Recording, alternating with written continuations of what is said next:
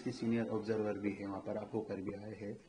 आप लोगों का भी घोषणा पत्र देखा और कल बीजेपी का भी घोषणा पत्र देखा। क्या लगता है मजबूती के साथ जो घोषणा पत्र आपकी गठबंधन ने करा और बीजेपी के? देखिए, कल का जो इंसिडेंट हुआ है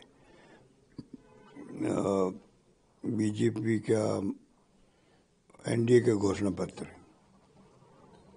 उसमें से जैसे ही नीतीश कुमार जी 26 सेकंड मुड़ के चले गए, एक प्रकार से बाइकाट किया हो, क्योंकि उनको जब लग गया कि मुझे चुनाव के बाद में मुख्यमंत्री नहीं बनाएंगे तो मैं काय के लिए कमिटमेंट दूं जनता को,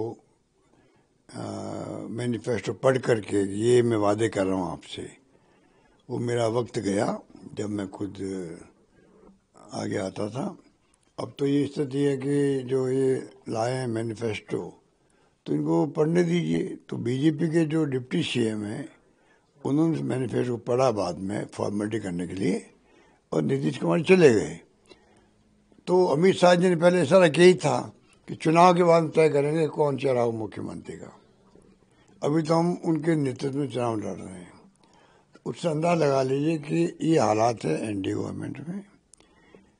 तेजस्वी का ग्राफ बहुत तेज गति से बढ़ा है वहाँ पे, और नंबर 1 पर है सर्वे के अंदर भी वो, और नीतीश कुमार तो नंबर 3 पर है। मतलब दुगने से ज़्यादा तेजस्वी का वहाँ पर सर्वे के अंदर आंकड़ा है। तो आप समझ सकते हैं कि ये जो कल जो नाटक हुआ है उसको लेके पूरे मीडिया के अंदर लोगों ने मुझे कहा, मीडिया वालों ने कहा, हमने जिंदगी में सबसे छोटी प्रेस कॉन्फ्रेंस देखी आज। तो ये स्थिति बनी हुई है पूरे बिहार के अंदर। लोगों में इस बात को लेके चर्चा भी है कि भाई नीतीश कुमार की ऐसी बेइज्जती क्यों की आपने। इस चर्चा उनको बुलाते नहीं, वहां पर बुलाते नहीं तो कोई दिक्कत नहीं थी, बुला करके फिर आपने उनको रवाना कर दिया वहां से। तो ये तो बड़ी अजीब स्थिति बनी कल।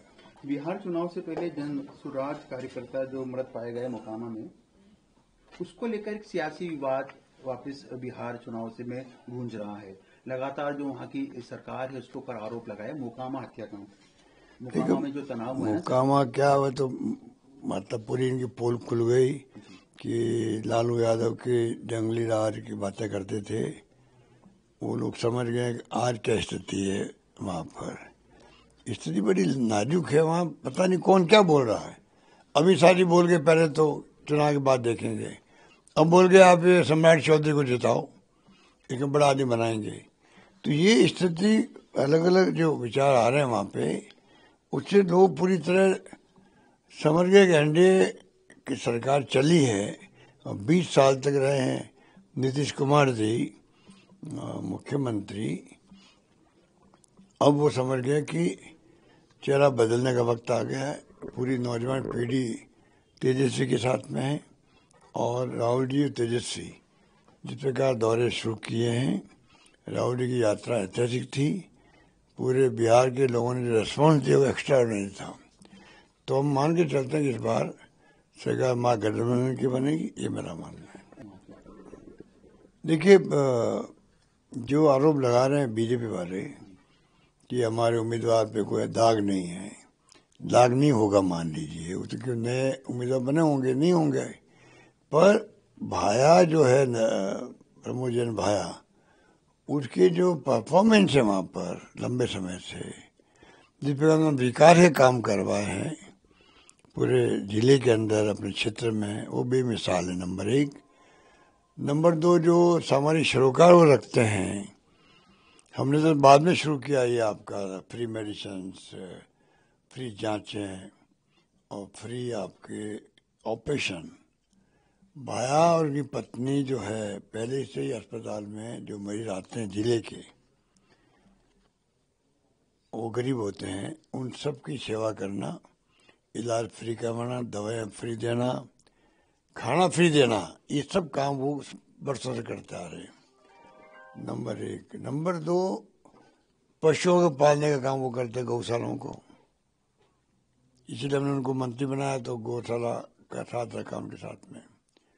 नंबर 3, 2-2 हजार लोगों की सामूहिक शादियां करवाते हैं गरीबों के लिए। और नंबर 4, अभी तो बेमिसाल काम किया है, पक्षियों का भी अस्पताल खोल दिया उन्होंने, पक्षियों का, पशुओं के साथ में। तो आप सोच सकते हो पक्षी जो उड़ते हैं उनके अस्पताल, वो घायल होते हैं, वो वहाँ ले आते लोग उनको। तो मैं खुद देख के आया, मैंने उसका उद्घाटन किया था। तो ऐसे काम करने का जो मादा रखता हो उसको अंता की जनता कभी खोना नहीं चाहेगी। पिछले चुनाव में ऐसी स्थिति बन गई कि 5-6 हजार वोट हार गए होंगे, पर वो स्थिति अब नहीं है, अब चुनाव जीतेंगे वो। सर प्रधान की आरएसएस को बैन कर देना चाहिए।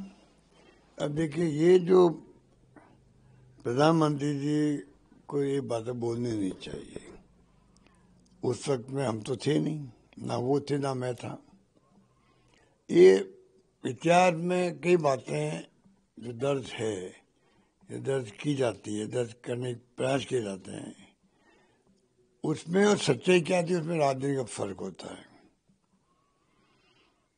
ये तो कहता है कि पंडित नेहरू में और सरदार वल्लभ भाई पटेल में मतभेद थे, जबकि कोई मतभेद नहीं थे।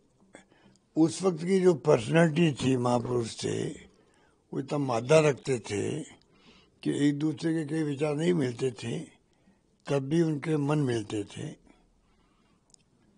विचार मिलना जरूरी नहीं होता, आज भी मतभेद तो हो सकते हैं, पर मनों का भेद नहीं होना चाहिए। जो बात कहते हैं ना, वो उस जमाने के अंदर गांधी जी के साथ में जो भी लोग थे उनके दिल में रही, तभी तो देश आजाद हुआ है। अब ये मोदी जी को कौन समझा इन बातों को?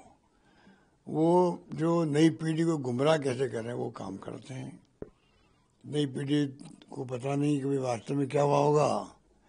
कभी वो कहते हैं क्या कि इंदिरा गांधी ने पाकिस्तान के 2 टुकड़े कर दिए, जो हमारा मुख्य दुश्मन देश रहा आज़ादी के बाद में, 2 टुकड़े कर दिए उसके। अमेरिका की चिंता नहीं करी, उस साथ में बेड़ा आया था अमेरिका का, निक्सन राष्ट्रपति था, उसकी परवाह नहीं करी उन्होंने, बात करना पसंद नहीं किया, इतनी बोल्डनेस दिखाई उन्होंने। कभी जिक्र किया मोदी जी ने? कभी किया जिक्र? और साथ में खालिस्तान नहीं बनने दिया, देश टूट रहा था, अपनी जान दे दी पर खालिस्तान नहीं बना। तो ये जो त्याग बलिदान की कहानी है, कभी सुनता मुख्य इनके मोदी जी के या अमित शाह जी के मुंह से? कभी नहीं सुनेंगे आप। इसलिए जब ये नहीं सुनेंगे तो आप समझ सकते हो कि उन बातों में क्या दम होगा। उस वक्त जो पॉसिबल बेस्ट से बेस्ट हो सकता था वो पंडित नेहरू ने फैसले किए और वो सबके सामने। ये मोदी जी ने पिछले चुनाव में कहा था, मुजरा शब्द काम लिया था, मुजरा। तो मुजरा में डांस में तो बहुत फर्क होता है, आप समझ जाइए आप। तो डांस तो एक डांस सब करते हैं, डांडिया होती है गुजरात में, सब डांस नहीं करते हैं क्या? डांस करना तो एक सभ्य शब्द है। मुजरा क्या शब्द है आप समझ सकते हो।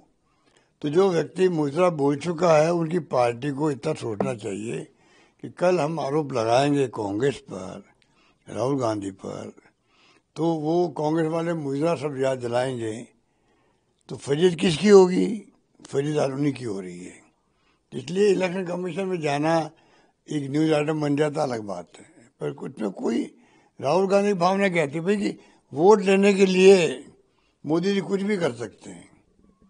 इसमें क्या बुरी बात है बताओ? करते हैं ना, हम लोग सब बात करते हैं ऐसी।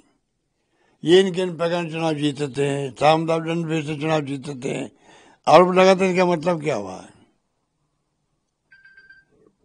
साम दाम दंड भेद में सब बात आ जाती है।